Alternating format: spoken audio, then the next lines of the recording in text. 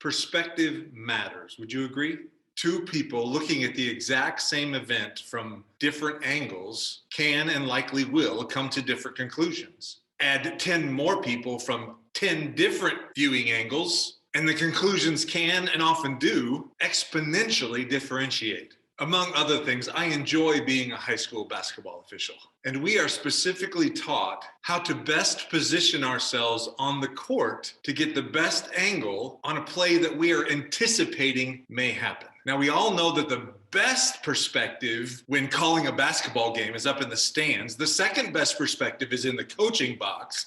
But since only the fans and the coaches can observe the game from there, we're stuck with being in the middle of it. And our distinct challenge is to position ourselves in the best place we can to have an accurate perspective on the play at hand so that we can make a good call. A change in perspective changes our perception of reality and influences the judgments that we make. And this is true in all of life. In high school, we don't have the advantage of multiple camera angles or slow motion, but each of these technologies actually adds to our ability to better perceive reality and to make good judgments. Whether or not you're a fan of instant replay in the NFL or the ability of officials to go over to the monitor in college and professional basketball, I continue to be amazed how there's the one camera angle that can so significantly cement my personal judgment on a call. Because perspective matters. One of the beautiful advantages that happen inside peer-to-peer advisory teams like ours at Convene is that each of the players that are sitting around the table can weigh in on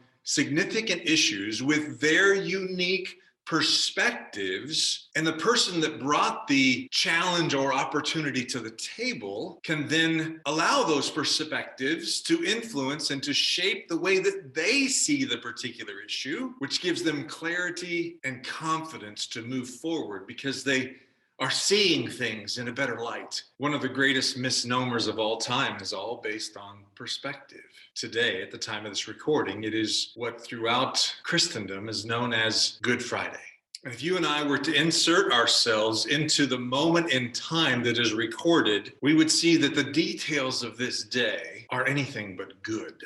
It started the night before when Jesus was arrested on trumped up charges. And the next morning he is taken before his judge, Pilate, where he is again falsely accused. When's the last time you were falsely accused? Nothing about that is good. Particularly in this case, when the end result wasn't just ostracization or cancellation or boycotting.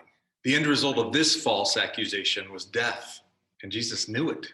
On top of that was a period of torture and humiliation, beatings, and ultimately the crucifixion, a final jab of a spear in his side, and the deed was done. Anyone that was in any way connected to Jesus just lost all hope and had every reason to fear that they might be next. From that perspective, it was not a good day.